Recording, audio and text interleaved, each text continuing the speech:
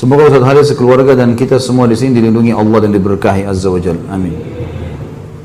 Berhubungan dengan tema neraka, ada satu kebiasaan yang bisa menjerumuskan saya pribadi ke neraka karena ketidaktahuan dan tidak cukup ilmu saya. Bagaimana melakukan sesuai sunnah? Karena saya takut asal ikut-ikutan. Kebiasaan tersebut adalah tahlilan atau ngelayat. Tolong jelaskan sedetail-detailnya Ustaz. Berdasarkan pengalaman Ustaz Khalid pribadi, gimana sikap kita yang benar jika mendatangi acara seperti ini dan sikap kita bila mengadakan acara itu, dan bagaimana menolak orang yang akan melakukan pengajian buat si mayit. Ini sesuai dengan tema kan? Nah, kok bagaimana lolos sortiran? Dari kiri, dari sini kok. Membela diri Marwan ini. Ada malaikat yang catat.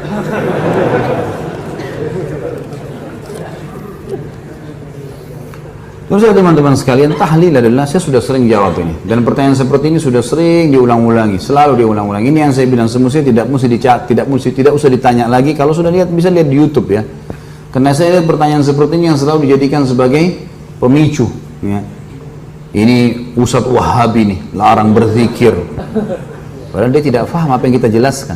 Tahlil adalah la ilaha illallah, bagus tahlil itu. Tahmid, alhamdulillah. Takbir, Allahu Akbar. Zikir adalah ibadah kepada Allah. Bahkan satu-satunya ibadah yang dari dunia sampai ke surga masih dikerjakan hanya zikir. Sholat sudah nggak ada, haji nggak ada, zakat sudah nggak ada di surga, tapi zikir selalu. Nggak bisa lepas itu. Karena nafas mereka ahli surga, nanti kita pelajari di dalam buku kita ini, itu adalah tasbih dan takbir, tahlil. Mereka selalu menyebut, memuji Allah di surga. Jadi ini ibadah tidak pernah luput ini, gitu kan? Kalau teman-teman ikuti ceramah di YouTube, saya juga panjang lebar jelaskan sebagian darinya, penjelasan masalah ini di judul Dahsyatnya Doa. Panjang lebar saya jelaskan masalah itu. Tapi yang jelas teman-teman sekalian, zikir adalah ibadah kepada Allah. Cuman setiap ibadah yang kita kerjakan harus sesuai panduan Nabi Sallallahu Alaihi Wasallam. Begitu. Zikir Nabi kerjakan iya, zikir habis sholat, ada zikir pagi sore, gitu kan? Ada zikir yang beliau baca, misal atau doa dibaca pada malam hari, ada dibaca pada saat sujud, pada saat ruku, ada tempat-tempatnya semua. Nabi SAW kalau memandu itu, ada yang ditentukan tempat-tempatnya, ditentukan jumlahnya gitu kan. Baik, sekarang kita yang ditanya sekarang bagaimana kalau ada orang mati lalu mengadakan acara zikir, bagaimana acara ini? Baik, tanya sekarang, apakah Nabi SAW kalau ada orang mati berzikir di situ? Ada nggak riwayat yang menyebutkan? Satu saja riwayat, Nabi SAW pernah ada sahabat Nabi datang, orang mati, panggil, ayo sini duduk berzikir, lalu mengurus seluruh membaca semua zikir. Belum ada satu riwayat pun masalah itu. Jadi kalau kita menjelaskan ini, bukan, oh ini Ustadz larang zikir, salah ini. Jangan begitu pemahamannya. Kita sedang memandu, meletakkan sesuatu pada tempatnya. Batu bata itu kalau ditaruh pada tempatnya, nanti tembok ini bisa rapi begini, ini karena batu batanya rapi. Ya kan gitu. Kalau menonjol jadi jelek. Kalau kita sedang bertakziah, kita fahami dulu pertama sekali definisi takziah. Meringankan beban keluarga mayit. Bukan untuk mayit.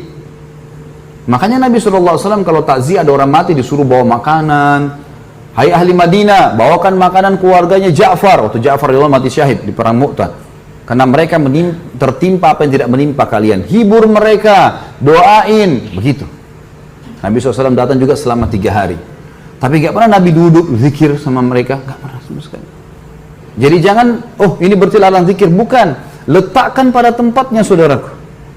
Kenapa sih kalau kita contohi Rasulullah SAW, apa ruginya? Gak ada ruginya kan? Sesuai dengan beliau, jadi mudah, jadi simple gitu. Saya pernah jelaskan ini. Tapi sekarang saya reviewkan, saya pernah mengalami ada mertua saya meninggal di Jawa Tengah, di Jawa Timur. Kemudian pada saat meninggal di rumah sakit, alhamdulillah kebetulan saya pas ada. Kemudian saya panggil adik ipar saya untuk ngurus sama-sama jenazah. Dibawa ke kampungnya di pedalaman di Jawa Timur. Saya pergi ke sana. Kemudian diuruslah jenazahnya, saya panggil adik saya ajarin caranya ini begini, cara mandikannya segala macam, bersihkan kotorannya. Udah selesai semuanya perawatannya, lalu kemudian kami taruh jenazahnya. Insya Allah sebentar lagi kita akan bawa ke masjid nih. Udah. Ada orang-orang datang semua, kemudian kita bawa ke masjid. Habis sholat di masjid, rupanya ada tradisi-tradisi yang ada. Biasanya orang berdiri dulu, ngomong dulu segala macam, disuruh saksikan ini orang mati begini, isyhadu dan seterusnya. Khair semuanya gitu. Baiklah, ini waktu orang mertua saya meninggal tidak pernah kita buat itu. Habis dia disolati, sudah jemaah sekalian sudah disolati, kita bawa ke masjid. Nabi SAW dalam riwayat dikatakan solati sahabat langsung sahabat berlumba-lumba memikul jenazah itu segera. Lalu kata Nabi SAW, kalau di punggung kalian orang saleh, maka dia si jenazah itu ruhnya akan berkata, sungguh gembira, kalian akan membawa dia ke satu tempat yang senang, menyenangkan. Lalu kalau dia orang buruk, maka itu seburuk-buruk yang ada di pundak kalian. Karena dia akan berkata, kemana kalian akan membawanya, sungguh celakalah dia.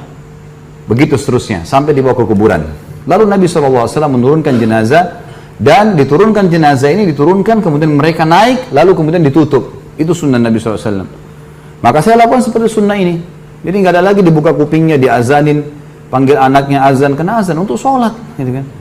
Nggak ada hubungannya sama orang mati. Allah mengatakan, innaka la tusmi'u man fil kubur. Kau tidak akan bisa memperdengarkan orang yang di kuburan, hai Muhammad.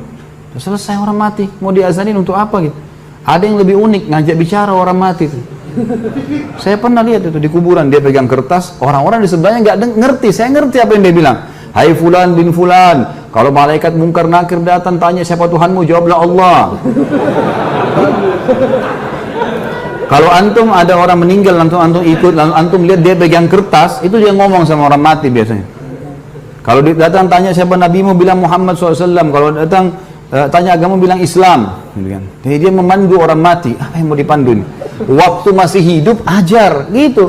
Jangan lagi mati. Baiklah, kita turunin jenazah itu, ditutup. Lalu saya naik sama ipar saya, sama satu orang lagi bantu. Setelah kami keluar ditutup.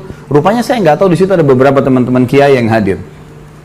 Kemudian setelah itu saya jalankan sunnah Nabi SAW. Apa sunnah Nabi? Nabi SAW waktu pernah mengubur sahabatnya, jenazah sahabatnya, langsung beliau berceramah tentang proses orang mukmin kalau ruhnya mati, maka akan datang 3 malaikat. Kiri kanannya malaikat rahmah membawakan kafan dari surga, malaikat maut di budu-budu kepalanya mengatakan, hai jiwa yang baik, keluarlah kepada pengampunan Tuhanmu.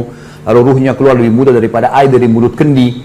Terus saja saya sampaikan, sampai saya sadari, ipar saya menangis dan orang-orang banyak yang nangis, karena riwayatnya panjang itu. Tentang ruh orang beriman keluar, kemudian mengeluarkan bau lebih wangi dari bau kasturi, naik ke langit, semua malaikat menyambut ruh itu.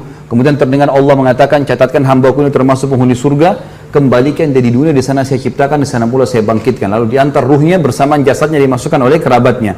3 langkah mereka jalan masih terdengar suara sendalnya. Kemudian barulah datang malaikat mendudukkan dia, tanya siapa Tuhanmu, siapa nabimu, apa kitabmu. Kalau dia orang mukmin, kata Nabi SAW, dia akan menjawab, yuthabbitullahu alladhina amanu bil qawli tsabit fil hayatid dunya wa fil akhirah.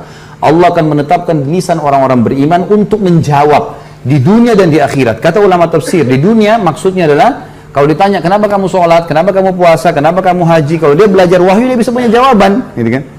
Di akhirat maksudnya di kuburan. Kata Ibnu Abbas radhiyallahu anhu dalam tafsir, ini adalah di kuburan, pertanyaan malaikat di kuburan. Maka dia akan jawab dengan mudah, Tuhanku Allah, Nabiku Muhammad, kitab Al-Quran. Sudah selesai. Dibuka baginya pintu neraka. Dilihat neraka, dia ketakutan. Lalu kata malaikat, lihat dari apa Allah selamatkan dirimu. Ditutup, dibuka pintu surga, dayang-dayang, permadani, kelebihan segala macam. Lalu kemudian malaikat berkata, ini tempat kau sekarang. Maka dia pun mengatakan, ya Allah cepatkan waktu karena aku ingin masuk ke dalam surgaku. Lalu datang di sebelahnya orang yang tampan, wangi, bersih. Dia kagum. Dia bilang, siapa kamu ini? Sungguh sempurna ciptaan Allah pada dirimu. Dia mengatakan, saya amal soleh yang akan menemani kau sampai hari kiamat. Jadi ibadahnya, sholatnya, semuanya akan menemani dia. Kemudian setelah itu terdengar suara dari langit, Allah mengatakan, bentangkan kuburan hambaku ini seluas pandangan matanya, dan bentangkan jalan ke surganya setiap pagi dan petang. Maka jadilah kuburannya taman dari taman surga. Sebaliknya kalau dia orang kafir atau orang fasik, akan datang 3 malaikat, 2 malaikat penyiksa kiri kanannya membawakan kafan dari neraka, 1 malaikat mau dibunuh-bunuh kepalanya mengatakan, hai jiwa yang busuk, keluarlah kepada murka Tuhanmu. Lalu berserakan di tubuhnya, lalu malaikat menarik dengan keras secara paksa, seperti ibaratnya bulu domba yang dibasahkan lalu dililitkan di pohon berduri dan ditarik dengan keras sehingga berantakan bulu domba itu.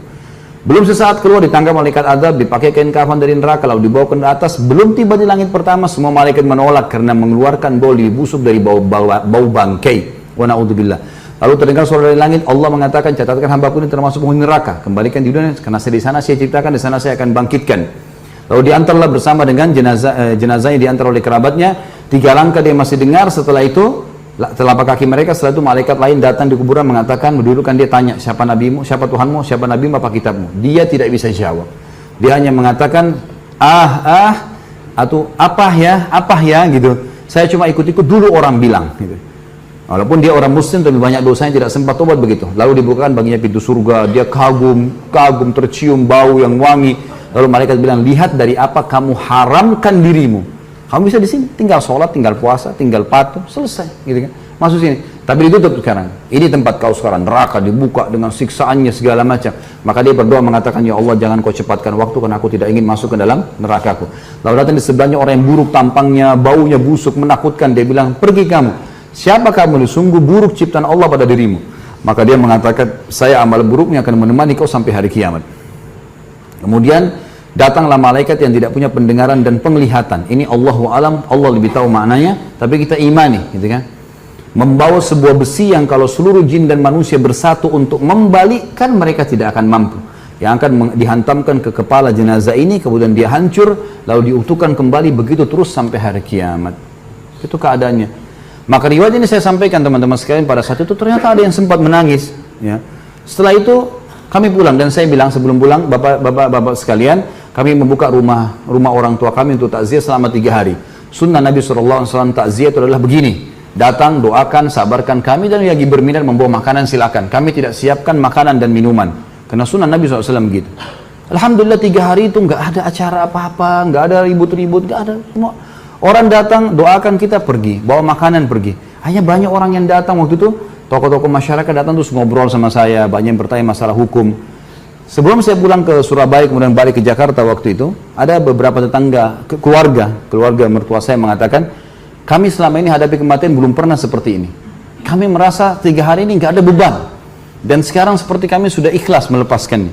Sebenarnya sunnah Nabi SAW. Tapi teman-teman sekalian, kalau ada orang yang tetap mau melakukan haknya dia, saya tidak larang ya. Jangan bilang Khalid Basalamah larang, sehingga lagi menyesatkan. Tidak. Silakan buat, yang antum mau buat silakan, bebas, gitu kan. Semua orang bertanggung jawab. Tugas saya menyampaikan saja, gitu kan. Berada di zona aman lebih baik daripada zona yang tidak aman, gitu kan. Walaupun anggap tidak haram, tapi minimal syubhat. Baik, ini sama saja.